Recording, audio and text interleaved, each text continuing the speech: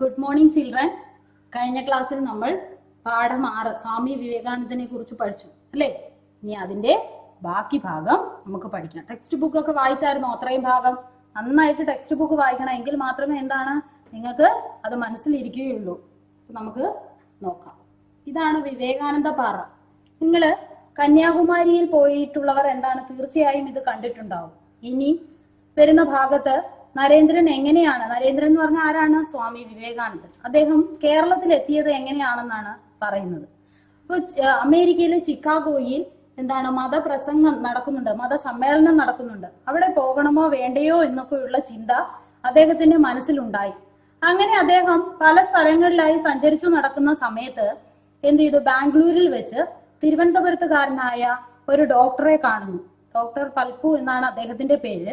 അദ്ദേഹത്തെ കാണുമ്പോൾ അദ്ദേഹവുമായി സംസാരിക്കുമ്പോൾ അദ്ദേഹം പറയുന്നു, നരേന്ദ്രൻ വിചാരിച്ചിരുന്നത്, അതായത് സ്വാമി വിവേകാനന്ദൻ വിചാരിച്ചിരുന്നത് വിദ്യാഭ്യാസം നേടിക്കഴിഞ്ഞാൽ എല്ലാ സ്ഥാനവും ലഭിച്ചു എന്നാണ് കരുതിയിരുന്നത്. അപ്പൊ അദ്ദേഹവുമായി സംസാരിക്കുമ്പോൾ അദ്ദേഹം പറയുന്നു, ഞാൻ ആ മെഡിസിനിൽ നല്ല രീതിയിൽ പാസ്സായി എങ്കിൽ പോലും തിരുവിതാംകൂറിലെ ഗവൺമെന്റ് എനിക്ക് എന്ത് തന്നില്ല? ജോലി തന്നില്ല. അപ്പൊ ഞാനിപ്പോ ഇവിടെയാണ്, ഈ മൈസൂറിലെ ഇതിന്റെ അണ്ടറിലാണ് വർക്ക് ചെയ്യുന്നത്. അപ്പൊ അങ്ങനെ സംസാരിച്ചപ്പോൾ നരേന്ദ്രന് ഒരു ആഗ്രഹം തോന്നി, കേരളത്തിലേക്കും പോകാമെന്ന് തോന്നുന്നു. അങ്ങനെ അദ്ദേഹം അവിടെ നിന്നും കേരളത്തിലേക്ക് വരികയാണ്. അപ്പോ ചട്ടമ്പി സ്വാമികൾ, ശ്രീനാരായണ ഗുരു ഇവരെ എല്ലാം കാണുന്നു. അപ്പൊ അങ്ങനെ ഈ കേരളത്തിലെ പല സ്ഥലങ്ങളും സഞ്ചരിച്ച് നടക്കുന്ന സമയത്ത് ആ കാലത്ത് നമ്മുടെ നാട്ടിൽ വളരെയധികം അനാചാരങ്ങൾ, ആവശ്യമില്ലാത്ത കുറെ ആചാരങ്ങൾ, തൊട്ടുകൂടായ്മ, തീണ്ടിക്കൂടായ്മ എന്നൊക്കെ പറഞ്ഞുള്ള കുറെ ആചാരങ്ങൾ, നിങ്ങൾ അതൊക്കെ മുതിർന്ന ക്ലാസ്സുകളിൽ വിശദമായി പഠിക്കും. അപ്പൊ അങ്ങനെയുള്ള ആചാരങ്ങൾ നിലനിന്നിരുന്ന ഒരു സ്ഥലമായിരുന്നു നമ്മുടെ കേരളം എന്ന് പറയുന്നത്. അപ്പൊ അത് കണ്ടപ്പോൾ നരേന്ദ്രൻ പറഞ്ഞു, മലബാറുകാരെന്ന് പറയുന്നത് ഭ്രാന്തന്മാരും അവരുടെ വീടുകൾ എന്ന് പറയുന്നത് ഭ്രാന്താലയങ്ങളുമാണെന്ന് ആര് പറഞ്ഞു? സ്വാമി വിവേകാനന്ദൻ പറഞ്ഞു. അങ്ങനെ അവിടെ നിന്നും അദ്ദേഹം കന്യാകുമാരിയിൽ എത്തുകയും ആ കന്യാകുമാരിയിൽ കടൽ നീന്തി കടന്ന് ഒരു പാറക്കൂട്ടമുള്ള സ്ഥലത്ത് പോയി ധ്യാനത്തിൽ മുഴുകി 3 ദിവസം ഇരുന്നു എന്നാണ് പറയപ്പെടുന്നത്. ആ 3 ദിവസത്തിന് ശേഷമാണ് അദ്ദേഹം അവിടെ ഇരിക്കുന്ന സമയത്താണ് അദ്ദേഹത്തിന് ചിക്കാഗോയിലെ മതസമ്മേളനത്തിൽ പങ്കെടുക്കാം എന്ന ചിന്ത, പോകാം എന്നുള്ള ചിന്ത അദ്ദേഹത്തിന്റെ മനസ്സിൽ ഉണ്ടാകുന്നത്. അങ്ങനെ അദ്ദേഹത്തിന് ഈ സമ്മേളനത്തിന് പോകണമല്ലോ എന്നൊക്കെ വിചാരിച്ച് ശിഷ്യന്മാർ പല സ്ഥലങ്ങളിൽ നിന്നായി പണം സ്വരൂപിച്ചിരുന്നു.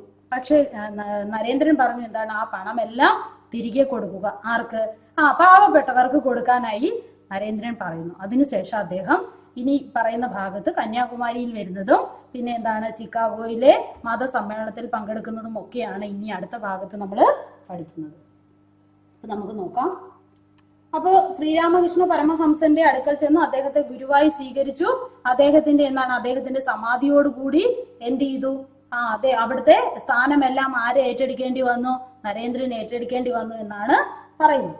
അവിടെ തുടർന്ന് നരേന്ദ്രൻ ഇന്ത്യ ഒട്ടാകെ സഞ്ചരിച്ചു. ഭാരതത്തിന്റെ സംസ്കാരം മനസ്സിലാക്കി. ജനങ്ങളുടെ കഷ്ടപ്പാടുകൾ തിരിച്ചറിഞ്ഞു. നരേന്ദ്രനെ ഏറ്റവും ആകർഷിച്ച സ്ഥലമാണ് കന്യാകുമാരി. അവിടെ എത്തിയ നരേന്ദ്രൻ 3 സമുദ്രങ്ങൾ ഒന്നിക്കുന്ന കടൽ തീരത്തു നിന്ന് കുറച്ച് അകലെ ഉയർന്നു നിൽക്കുന്ന പാറക്കൂട്ടത്തിലേക്ക് അദ്ദേഹം നീന്തി. അവിടെ ധ്യാനനിഷ്ഠനായി ഇരുന്നു. ഭാരതത്തിന്റെ പ്രശ്നങ്ങൾ അദ്ദേഹത്തിന്റെ മനസ്സിൽ നിറഞ്ഞു. പാശ്ചാത്യ നാടുകളിൽ സഞ്ചരിച്ച് ഭാരത സംസ്കാരത്തിന്റെ മഹത്വത്തെ പറ്റി അവരെ അറിയിക്കണമെന്നും ലോക ജനമനസ്സുകളിൽ ഭാരതം തിളങ്ങണമെന്നും അദ്ദേഹം നിശ്ചയിച്ചു. അങ്ങനെ അദ്ദേഹം എല്ലാ സ്ഥലങ്ങളും സഞ്ചരിക്കുകയാണ്. തുടർന്ന് നരേന്ദ്രൻ ഇന്ത്യ ഒട്ടാകെ സഞ്ചരിച്ചു. ഇന്ത്യയിലുടനീളം, ഇന്ത്യ ഒട്ടാകെ എന്ന് പറഞ്ഞാൽ ഇന്ത്യയിലെ എല്ലാ സ്ഥലങ്ങളും സഞ്ചരിക്കുക, യാത്ര ചെയ്യുക അല്ലെ. ഇന്ത്യയിലുടനീളം അദ്ദേഹം സഞ്ചരിച്ചു. ഭാരതത്തിന്റെ സംസ്കാരം സംസ്കാരം? നമ്മുടെ കൾച്ചർ അല്ലെ. ആ സംസ്കാരം അദ്ദേഹം മനസ്സിലാക്കി. എല്ലാ സ്ഥലങ്ങളിലും സഞ്ചരിക്കുമ്പോൾ ഓരോ ദേശത്തെയും ആളുകളെ കുറിച്ചും അവിടുത്തെ ആചാരങ്ങളെ കുറിച്ചും എല്ലാം ആർക്ക് മനസ്സിലാക്കാൻ കഴിഞ്ഞു? നരേന്ദ്രന്, സ്വാമി വിവേകാനന്ദന് മനസ്സിലാക്കാൻ കഴിഞ്ഞു. അതേപോലെ തന്നെ ജനങ്ങളുടെ കഷ്ടപ്പാടുകൾ തിരിച്ചറിഞ്ഞു. ഇതൊക്കെ കൊണ്ട് ജനങ്ങൾ എത്രത്തോളമാണ് ബുദ്ധിമുട്ടുന്നത്, എത്രത്തോളം കഷ്ടപ്പാടുകളാണ് ആർക്കുള്ളത്? ആ ജനങ്ങൾക്ക്, ആളുകൾക്ക് ഉള്ളതെന്നും ആര് മനസ്സിലാക്കി? നരേന്ദ്രൻ മനസ്സിലാക്കി. നരേന്ദ്രനെ ഏറ്റവും ആകർഷിച്ച സ്ഥലമാണ് കന്യാകുമാരി. അപ്പോ നരേന്ദ്രനെ ഏറ്റവും ആകർഷിച്ച സ്ഥലം എവിടെയായിരുന്നു?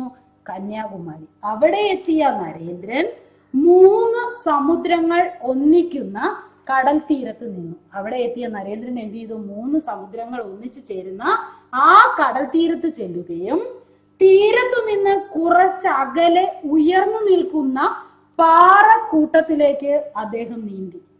എന്നിട്ട് എന്ത് ചെയ്തു?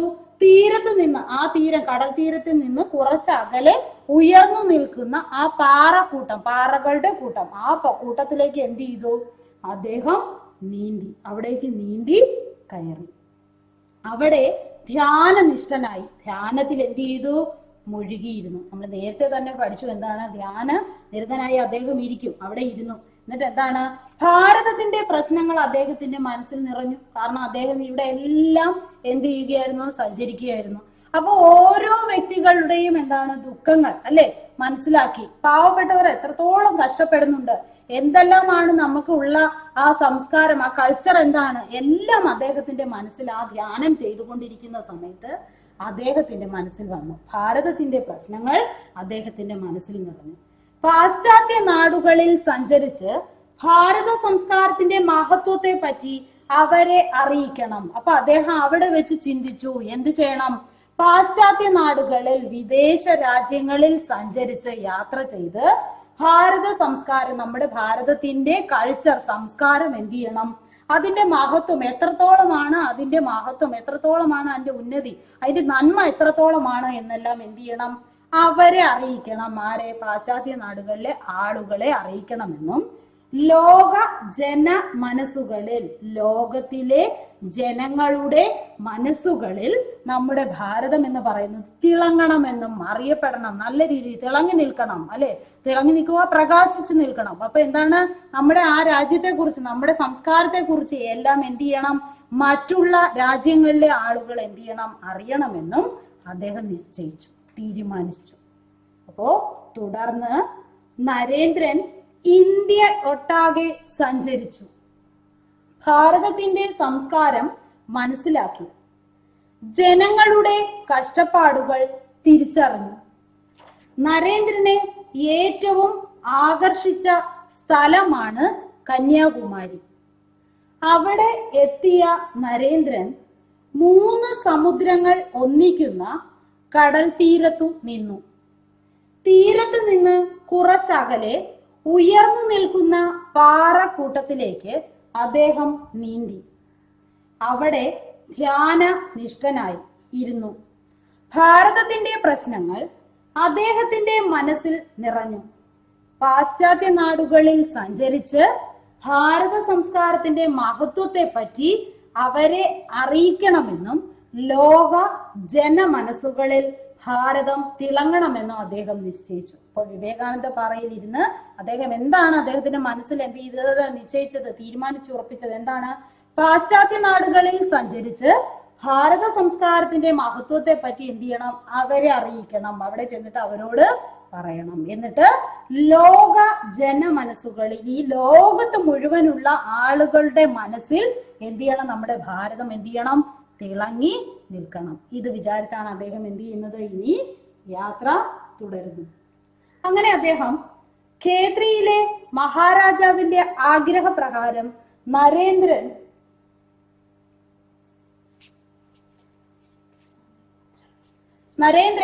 സ്വാമി വിവേകാനന്ദൻ എന്ന പേര് സ്വീകരിച്ചു. ചിക്കാഗോയിൽ നടക്കാൻ പോകുന്ന സർവമത സമ്മേളനത്തെ കുറിച്ച് അദ്ദേഹം അറിയാനിടയായി. വളരെയധികം കഷ്ടപ്പാടുകളും പ്രശ്നങ്ങളും തരണം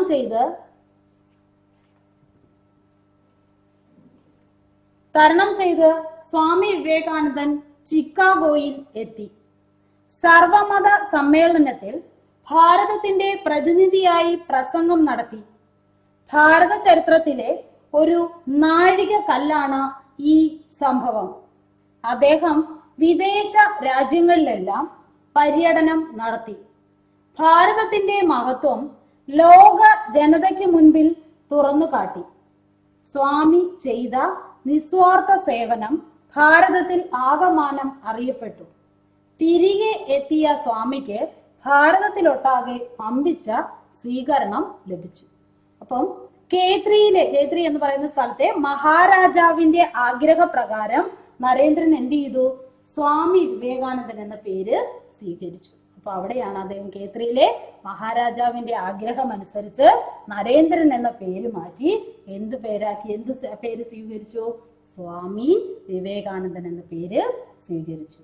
ചിക്കാഗോയിൽ നടക്കാൻ പോകുന്ന സർവമത സമ്മേളനത്തെ കുറിച്ച് അദ്ദേഹം അറിയാനിടയായി. ആ ചിക്കാഗോയിൽ, അമേരിക്കയിലെ ചിക്കാഗോയിൽ നടക്കാൻ പോകുന്ന സർവമതം, എല്ലാ മതങ്ങളുടെയും ഒക്കെയുള്ള ഒരു സമ്മേളനം നടക്കുന്നതായി അദ്ദേഹം എന്ത് ചെയ്തു? അറിയാനിടയായി. വളരെയധികം കഷ്ടപ്പാടുകളും പ്രശ്നങ്ങളും തരണം ചെയ്ത് വളരെയധികം കഷ്ടപ്പാടുകൾ അനുഭവിച്ചു. എവിടെ പോകാൻ? അവിടെ പോകാൻ വേണ്ടി. അപ്പോ അദ്ദേഹത്തിന് ഖേത്രിയിലെ മഹാരാജാവാണ് എന്ത് ചെയ്യുന്നത്? ട്രെയിൻ ടിക്കറ്റ് നൽകുന്നത്. അദ്ദേഹം ബോംബെയിൽ നിന്ന് പെനിൻസുലാൻ എന്ന് പറയുന്ന കപ്പലിൽ എവിടേക്ക് പോവുകയാണ്? ആ ചിക്കാഗോയിലേക്ക് പോവുകയാണ് ചെയ്യുന്നത്. അപ്പോ വളരെയധികം കഷ്ടപ്പാടുകളും പ്രശ്നങ്ങളും തരണം ചെയ്ത് സ്വാമി വിവേകാനന്ദൻ ചിക്കാഗോയിൽ എത്തി. സർവമത സമ്മേളനത്തിൽ ഭാരതത്തിന്റെ പ്രതിനിധിയായി പ്രസംഗം നടത്തി. അദ്ദേഹത്തിന്റെ ഈ പ്രസംഗത്തിൽ എല്ലാവരും എന്ത് ചെയ്യുന്നു? വന്ന് സംസാരിക്കുമ്പോൾ ലേഡീസ് ആൻഡ് ജെന്റിൽമാൻ എന്നാണ് എന്ത് ചെയ്യുന്നത്? പറയുന്നത്, അഭിസംബോധന ചെയ്യുന്നത്. പക്ഷേ എന്താണ്? അദ്ദേഹം അമേരിക്കയിലെ എന്റെ സഹോദരന്മാരെ എന്നുള്ള സംബോധനയോട് കൂടിയാണ് എന്ത് ചെയ്തത്? പ്രസംഗിക്കാൻ ആരംഭിച്ചത്. അതോടുകൂടി അവിടെയുള്ള കുറെ സമയം എന്ത് ചെയ്തു? വലിയ കയ്യടിയായിരുന്നു അദ്ദേഹത്തിന്റെ ആ സംസാരം കേട്ടപ്പോൾ തന്നെ ഉണ്ടായത് എന്നാണ് പറയപ്പെടുന്നത്. അങ്ങനെ സർവമത സമ്മേളനത്തിൽ നമ്മുടെ രാജ്യത്തിന്റെ പ്രതിനിധിയായി ആര് പ്രസംഗം നടത്തി? സ്വാമി വിവേകാനന്ദൻ പ്രസംഗം നടത്തി. നമ്മുടെ ഭാരത ചരിത്രത്തിലെ ഒരു നാഴികക്കല്ല് എന്ന് പറഞ്ഞു കഴിഞ്ഞാൽ എന്താണ്? പ്രധാന സംഭവം. നാഴികക്കല്ല് പ്രധാന സംഭവം. നാഴികക്കല്ല് എന്ന് പറഞ്ഞാൽ വേറൊരു അർത്ഥമുണ്ട്. നമ്മുടെ റോഡ് സൈഡിലൊക്കെ എന്താണ് കിലോമീറ്റർ ഒക്കെ അറിയാൻ വേണ്ടി കുറ്റികൾ സ്ഥാപിക്കാറുണ്ടല്ലോ. അതിനും എന്താണ്? കല്ലുകൾ സ്ഥാപിക്കാറുണ്ട്. അതും പറയണ്ട്. പക്ഷെ ഇവിടെ നാഴികക്കല്ലെന്ന് പറഞ്ഞാൽ പ്രധാന സംഭവം.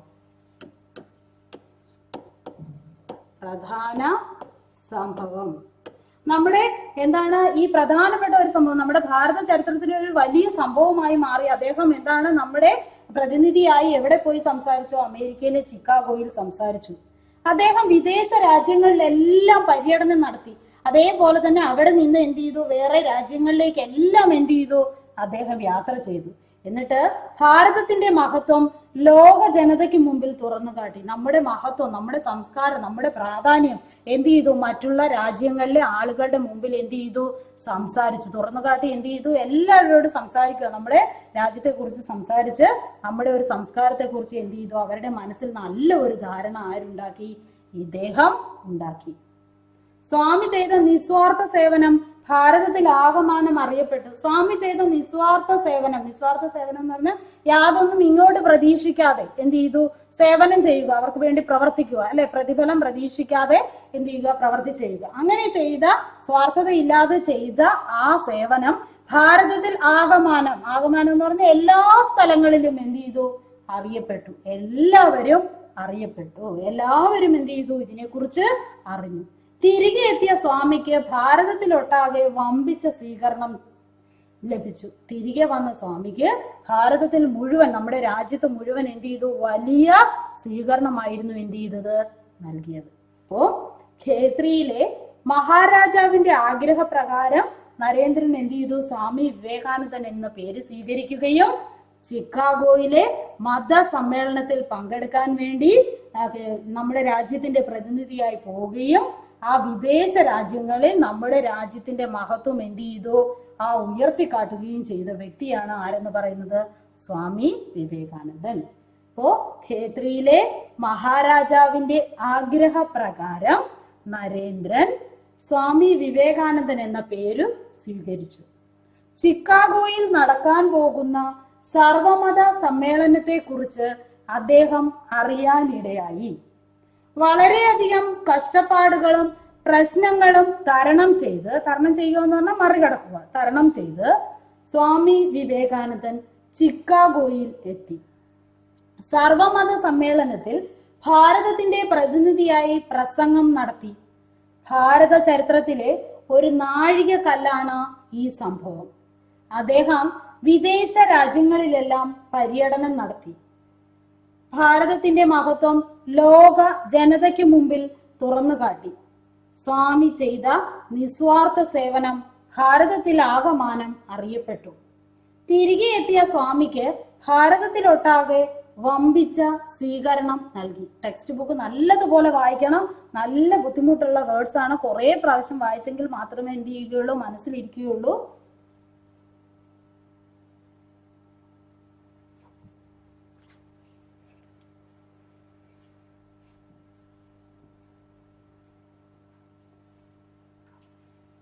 ആയിരത്തി 1897 മെയ് 1 ജനസേവന പ്രവർത്തനങ്ങൾക്കായി രാമകൃഷ്ണ മിഷൻ അസോസിയേഷൻ എന്ന പേരിൽ ഒരു സമാജം സ്ഥാപിച്ചു.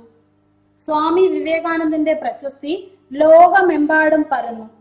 ലോക രാജ്യങ്ങളിൽ ഭാരതത്തിന്റെ മഹത്വം അറിയപ്പെട്ടു തുടങ്ങി. അപ്പം 1897 മെയ് 1 ജനസേവന പ്രവർത്തനങ്ങൾക്കായി, ജനങ്ങളുടെ സേവനത്തിന് വേണ്ടി, അവരെ സേവിക്കാൻ വേണ്ടി, അവരെ സഹായിക്കാൻ വേണ്ടി എന്ത് ചെയ്തു? രാമകൃഷ്ണ മിഷൻ അസോസിയേഷൻ എന്ത് ചെയ്തു? സ്ഥാപിച്ചു. രാമകൃഷ്ണ മിഷൻ അസോസിയേഷന് രാമകൃഷ്ണ മഠവും ഒക്കെ സ്ഥാപിച്ച അത് ആരാണ്? ഇദ്ദേഹമാണ്. അങ്ങനെ ഒരു സമാജം എന്ത് ചെയ്തു? സ്ഥാപിച്ചു. സ്വാമി വിവേകാനന്ദന്റെ പ്രശസ്തി നമ്മൾ നേരത്തെ പാഠത്തിൽ പഠിച്ചിട്ടുണ്ട്. എന്താണ്? കീർത്തി, അല്ലെ? പ്രശസ്തി, കീർത്തി ലോകമെമ്പാടും പരന്നു. ലോകത്തിലുള്ള എല്ലാ ജനങ്ങളും എന്ത് ചെയ്തു? അറിഞ്ഞു തുടങ്ങി. അദ്ദേഹത്തിന്റെ കീർത്തി, പ്രശസ്തി, അല്ലെ, അറിയാൻ തുടങ്ങി. ലോക രാജ്യങ്ങളിൽ ഭാരതത്തിന്റെ മഹത്വം അറിയപ്പെട്ടു തുടങ്ങി. ഇതോടുകൂടി ലോക രാജ്യങ്ങളിലെല്ലാം നമ്മുടെ രാജ്യത്തെ കുറിച്ച്, നമ്മുടെ സംസ്കാരത്തെ കുറിച്ച് എല്ലാം എന്ത് ചെയ്യാൻ തുടങ്ങി? അറിയാൻ തുടങ്ങി. അപ്പോ അദ്ദേഹം രാമകൃഷ്ണ മിഷൻ അസോസിയേഷൻ എന്ന് പറയുന്ന സമാജം സ്ഥാപിച്ചത് എന്നാണ്? 1897 മെയ് 1 ജനസേവന പ്രവർത്തനങ്ങൾക്ക് വേണ്ടി എന്ത് ചെയ്തു? രാമകൃഷ്ണ മിഷൻ അസോസിയേഷൻ എന്ന പേരിൽ ഒരു സമാജം സ്ഥാപിച്ചു. സ്വാമി വിവേകാനന്ദന്റെ പ്രശസ്തി, കീർത്തി ലോകമെമ്പാടും, ലോകത്ത് മുഴുവൻ എന്ത് ചെയ്തു? പരന്നു. ലോക രാജ്യങ്ങളിൽ ഭാരതത്തിന്റെ മഹത്വം എന്ത് ചെയ്യാൻ തുടങ്ങി? അറിയപ്പെടാൻ തുടങ്ങി. ഇനി 1902 ആയപ്പോഴേക്കും സ്വാമിയുടെ ആരോഗ്യം ക്ഷയിച്ചു തുടങ്ങി. രോഗാവസ്ഥയിലും വിവേകാനന്ദൻ കർമ്മനിരതനായിരുന്നു. 1902 ജൂലൈ 4 സ്വാമി വിവേകാനന്ദൻ സമാധിയായി. പ്രസംഗത്തിലൂടെ ലോക ജനതയ്ക്ക് മുൻപിൽ ഭാരതത്തിന്റെ മഹത്വം വെളിപ്പെടുത്തിയ സ്വാമി വിവേകാനന്ദന് അപ്പോൾ 39 കൊല്ലം 5 മാസം 24 ദിവസം ആയിരുന്നു പ്രായം. അപ്പോ 1902 ആയപ്പോഴേക്കും എന്താണ്? സ്വാമിയുടെ ആരോഗ്യം ക്ഷയിക്കാൻ തുടങ്ങി, ആരോഗ്യം കുറഞ്ഞു തുടങ്ങി.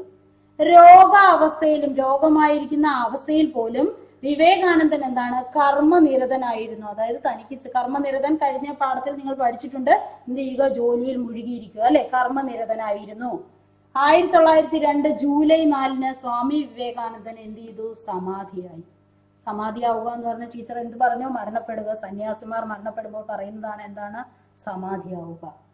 പ്രസംഗത്തിലൂടെ ലോക ജനതയ്ക്ക് മുൻപിൽ ഭാരതത്തിന്റെ മഹത്വം വെളിപ്പെടുത്തിയ സ്വാമി വിവേകാനന്ദൻ അപ്പോൾ എന്താണ്? 39 കൊല്ലം 5 മാസം, അതായത് 39 വയസ്സായിരുന്നു ആർക്കുണ്ടായിരുന്നത്? സ്വാമി വിവേകാനന്ദന് ഉണ്ടായിരുന്നത്. അപ്പോൾ 39 കൊല്ലം 5 മാസം 24 ദിവസമായിരുന്നു പ്രായം. അപ്പോ 1902 ആയപ്പോഴേക്ക് സ്വാമിയുടെ ആരോഗ്യം എന്ത് ചെയ്യാൻ തുടങ്ങി? ക്ഷയിച്ചു തുടങ്ങി, കുറഞ്ഞു തുടങ്ങി. രോഗാവസ്ഥയിലും എന്ത് ചെയ്തു? എന്നിട്ട് പോലും എന്താണ്? അദ്ദേഹം അടങ്ങിയിരുന്നില്ല. രോഗം പിടിപെട്ടിരിക്കുന്ന ആ അവസ്ഥയിൽ പോലും അദ്ദേഹം എന്ത് ചെയ്തു? കർമ്മനിരതനായിരുന്നു. കർമ്മത്തിൽ, തന്റെ ജോലികളിൽ, തനിക്ക് ചെയ്യാനുള്ള പ്രവർത്തികളിൽ എന്ത് ചെയ്തു? മുഴുകിയിരുന്നു. 1902 ജൂലൈ 4 1902 ജൂലൈ 4 എന്ത് ചെയ്തു? സ്വാമി വിവേകാനന്ദൻ സമാധിയായി. അദ്ദേഹം എങ്ങനെയാണ് പ്രസംഗത്തിലൂടെ ലോക ജനതയ്ക്ക് മുമ്പിൽ പല സ്ഥലങ്ങളിലും പ്രസംഗം നടത്തിയതിലൂടെ എന്ത് ചെയ്തു? ലോക ജനതയ്ക്ക് മുമ്പിൽ ഭാരതത്തിന്റെ മഹത്വം വെളിപ്പെടുത്തിയ സ്വാമി വിവേകാനന്ദന് അപ്പോൾ എത്ര വയസ്സായിരുന്നു? 39 വയസ്സ്. 39 കൊല്ലം 5 മാസം 24 ദിവസമായിരുന്നു പ്രായം. അപ്പൊ അതില് ടെക്സ്റ്റ് ബുക്കിന്റെ അവസാനം, ആരും മഹാന്മാരായി ജനിക്കുന്നില്ല, ദൃഢനിശ്ചയത്തിലൂടെയും കഠിനാധ്വാനത്തിലൂടെയാണ് ഏത് വ്യക്തിയും എന്തായി തീരുന്നത്? മഹാനായി തീരുന്നത്. ആരും മഹാന്മാരൊന്നും ആയിട്ടല്ല ജനിക്കുന്നത്. നമ്മൾ ചെയ്യുന്ന ദൃഢനിശ്ചയം, നമ്മൾ ഇന്നത് ചെയ്യണം എന്ന ഒരു ചിന്ത എന്ത് ചെയ്യുക? നമ്മുടെ മനസ്സിലുണ്ടാകുക. അങ്ങനെയും കഠിന അധ്വാനത്തിലൂടെ, നല്ല കഠിനമായി ജോലി ചെയ്യുന്നതിലൂടെയാണ് എന്ത് ചെയ്യുന്നത്? ഏതൊരു വ്യക്തിയും മഹാനായി മാറുന്നത്. അപ്പൊ നമ്മൾ ഈ പാഠഭാഗത്ത് ഈ ഭാഗത്ത് ഇന്ന് പഠിച്ചത് എന്തൊക്കെയാണ്? അഖേത്രിയിലെ മഹാരാജാവിന്റെ നിർദ്ദേശപ്രകാരം നരേന്ദ്രൻ എന്ന പേര് മാറ്റി എന്ത് പേര് ചേർത്തു? എന്ത് പേര് സ്വീകരിച്ചു? സ്വാമി വിവേകാനന്ദൻ എന്ന പേര് സ്വീകരിക്കുകയും എവിടെ പോയി? ചിക്കാഗോയിലെ മതസമ്മേളനത്തിൽ പങ്കെടുത്ത് അവിടെ എന്ത് ചെയ്തു? നമ്മുടെ ഭാരതത്തിന്റെ മഹത്വത്തെ കുറിച്ച് അവിടെ പ്രസംഗിച്ചു, അല്ലെ? അങ്ങനെ ലോകമെമ്പാടും എന്താണ്? നമ്മുടെ രാജ്യം അറിയപ്പെടാൻ തുടങ്ങി. അങ്ങനെ അദ്ദേഹം രാമകൃഷ്ണ മിഷൻ സ്ഥാപിച്ചു, അല്ലെ? അതിനുശേഷം ജനങ്ങളുടെ സേവനത്തിന് വേണ്ടി രാമകൃഷ്ണ മിഷൻ എന്ന സമാജം സ്ഥാപിക്കുകയും എന്നിട്ട് എന്താണ് 1902 ജൂലൈ 4-ന് 39-ാമത്തെ വയസ്സിൽ അദ്ദേഹം സമാധിയാവുകയും ചെയ്തു. ഇത് സ്വാമി വിവേകാനന്ദനെ കുറിച്ചുള്ള ഒരു ലഘു വിവരണമാണ്. ഇതിൽ കൂടുതൽ നിങ്ങൾ എന്താണ് മുതിർന്ന ക്ലാസ്സുകൾ നിങ്ങൾക്ക് വിശദമായി പഠിക്കാം. നിങ്ങൾക്ക് ഇപ്പൊ ഇത്രയൊക്കെ എന്ത് ചെയ്യുക? സ്വാമി വിവേകാനന്ദനെ കുറിച്ച് മനസ്സിലാക്കി വെച്ചാൽ മാത്രം മതി. പാഠഭാഗം നല്ലതുപോലെ വായിക്കണം. ഇനി നമുക്ക് പുതിയ പദങ്ങളും നോട്ട്സും ഒന്ന് നോക്കാം. ടെക്സ്റ്റ് ബുക്ക് നല്ലപോലെ വായിക്കണം. നല്ല ബുദ്ധിമുട്ടുള്ള വേർഡ്സ് ആണ്. കുറെ പ്രാവശ്യം വായിച്ചെങ്കിൽ മാത്രമേ എന്ത് ചെയ്യുകയുള്ളൂ? മനസ്സിലിരിക്കുകയുള്ളൂ. പുതിയ പദങ്ങൾ: പാശ്ചാത്യർ, ആധ്യാത്മികം, രോഗാവസ്ഥ, സംസ്കാരം, വിദ്യാഭ്യാസം, നിശ്ചയം, സ്വീകരണം, മഹത്വം. ഒന്നും കൂടെ നോക്കാം. പാശ്ചാത്യർ, ഒന്ന് പറഞ്ഞ വേർഡ്സ്. പാശ്ചാത്യർ. അടുത്ത വേർഡ് ആധ്യാത്മികം. അടുത്ത വേർഡ് എന്താണ്? ആധ്യാത്മികം. രോഗാവസ്ഥ. എന്താണ് അടുത്ത വേർഡ്? രോഗാവസ്ഥ. അടുത്ത വേർഡ് സംസ്കാരം. അടുത്ത വേർഡ് വിദ്യാഭ്യാസം. അടുത്ത വേർഡ് നിശ്ചയം. അടുത്ത വേർഡ് സ്വീകരണം, മഹത്വം. നമുക്ക് പഠിക്കാനുള്ള അർത്ഥം കഴിഞ്ഞ ക്ലാസ്സിൽ പറഞ്ഞതാണ്. നോക്കിയോ, മൂല്യം എന്താണ് അർത്ഥം? വില. മൂല്യം എന്താണ് അർത്ഥം? ഒന്ന് ഉറക്കെ പറഞ്ഞ്. എന്താണ് മൂല്യം? വില. അടുത്ത ബാല്യം, കുട്ടിക്കാലം. ബാല്യം എന്താണ് അർത്ഥം? കുട്ടിക്കാലം. ശേഷി എന്താണ് അർത്ഥം? കഴിവ്. കർമ്മം, പ്രവൃത്തി. എന്നിട്ട് പറഞ്ഞ മൂല്യം എന്താണ് അർത്ഥം? വില. ബാല്യം, കുട്ടിക്കാലം. ശേഷി, കഴിവ്. കർമ്മം, പ്രവൃത്തി. പര്യായ പദം: പ്രശസ്തി, കീർത്തി, ഖ്യാതി. പ്രശസ്തി, കീർത്തി, ഖ്യാതി. ലോകം, വിശ്വം, ഭുവനം. ലോകം, വിശ്വം, ഭുവനം. വിപരീത പദം: പാശ്ചാത്യർ, പൗരസ്ത്യർ. ഉചിതം, അനുചിതം. സ്വാർത്ഥൻ, നിസ്വാർത്ഥൻ. ദരിദ്രൻ, സമ്പന്നൻ. പാശ്ചാത്യർ, പൗരസ്ത്യർ. ഉചിതം, അനുചിതം. സ്വാർത്ഥൻ, നിസ്വാർത്ഥൻ. ദരിദ്രൻ, സമ്പന്നൻ. അടുത്ത നാനാർത്ഥം: മാനം, ആകാശം, അഭിമാനം. ഗുരു, വലുത്, അധ്യാപകൻ. മാനം, ആകാശം, അഭിമാനം. ഗുരു, വലുത്, അധ്യാപകൻ. പിരിച്ചെഴുതുക: അവിടെ എത്തിയ. എങ്ങനെ പിരിച്ചെഴുതും? അവിടെ അധികം എത്തിയ. തിരിച്ചറിഞ്ഞു, തിരിച്ച് അധികം അറിഞ്ഞു. അവിടെ എത്തിയ, അവിടെ അധികം എത്തിയ. തിരിച്ചറിഞ്ഞു, തിരിച്ച് അധികം അറിഞ്ഞു. ചേർത്ത് എഴുതുക. ഉചിതം അധികം ആയി. എങ്ങനെ ചേർത്ത് എഴുതും? ഉചിതമായി. ലോകം അധികം എമ്പാടും. ലോകമെമ്പാടും. ഉചിതം അധികമായി, ഉചിതമായി. ലോകം അധികമെമ്പാടും, ലോകമെമ്പാടും. അടുത്ത ഒറ്റപ്പദം ലോകത്തിലെ ജനത. എന്താണ് ഒറ്റപ്പദം? ലോക ജനത. ലോകത്തിലെ ജനത, ലോക ജനത. ഭാരതത്തിന്റെ ചരിത്രം, ഭാരത ചരിത്രം. ഭാരതത്തിന്റെ ചരിത്രം, ഭാരത ചരിത്രം. വാക്യത്തിൽ പ്രയോഗിക്കുക. തരണം ചെയ്യുക, നമ്മൾ മറികടക്കുക, അല്ലെ? പ്രതികൂല സാഹചര്യങ്ങളെ തരണം ചെയ്ത് രാമു പരീക്ഷയിൽ ഉന്നത വിജയം നേടി. പ്രതികൂലമായ, തനിക്ക് അനുകൂലമല്ലാത്ത സാഹചര്യങ്ങളെ എല്ലാം മറികടന്ന് രാമു എന്ത് ചെയ്തു? പരീക്ഷയിൽ വിജയം നേടി. അടുത്ത ആകമാനം എന്ന് പറഞ്ഞാൽ ലോകമെമ്പാടും. ലോകത്താകമാനം പടർന്നു പിടിക്കുന്ന മഹാമാരിയാണ് ഏതെന്ന് പറയുന്നത്? കൊറോണ, അല്ലേ? അപ്പോ ആകമാനം ലോകത്തെമ്പാടും. അപ്പൊ ലോകത്ത് ആകമാനം, ആകമാനം എന്ന് പറഞ്ഞാൽ എല്ലാ സ്ഥലങ്ങളിലും ലോകത്ത് ആകമാനം പടർന്നു പിടിക്കുന്ന മഹാമാരിയാണ് ഏത്? കൊറോണ. ഇനി ഉത്തരം എഴുതുക നമ്മൾ കഴിഞ്ഞ ക്ലാസ്സിൽ പറഞ്ഞതാണ്, എന്നാലും ഒന്നും കൂടെ പെട്ടെന്ന് പറയാം. നരേന്ദ്രൻ ജനിച്ചതെന്ന് മാതാപിതാക്കൾ ആരെല്ലാം? 1863 ജനുവരി 12-നാണ് ആര് ജനിച്ചത്?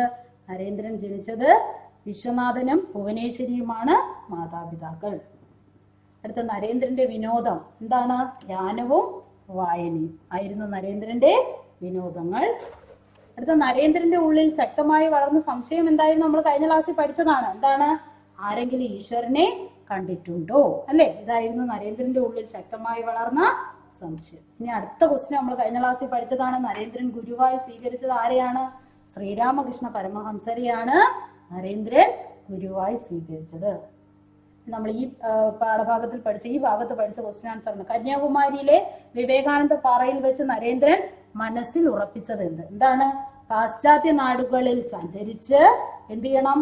ഭാരത സംസ്കാരത്തിന്റെ മഹത്വത്തെ പറ്റി അവരെ അറിയിക്കണമെന്നും ലോക ജനമനസ്സുകളിൽ ഭാരതം തിളങ്ങണമെന്നും അല്ലെ അദ്ദേഹം മനസ്സിൽ ഉറപ്പിച്ചു. അതായത് പാശ്ചാത്യ നാടുകളിൽ സഞ്ചരിച്ച് ഭാരത സംസ്കാരത്തിന്റെ മഹത്വത്തെ പറ്റി അവരെ അറിയിക്കണമെന്നും ലോക ജനമനസ്സുകളിൽ ഭാരതം തിളങ്ങണമെന്നും ആര് തീരുമാനിച്ചു? അദ്ദേഹം മനസ്സിൽ ഉറപ്പിച്ചു.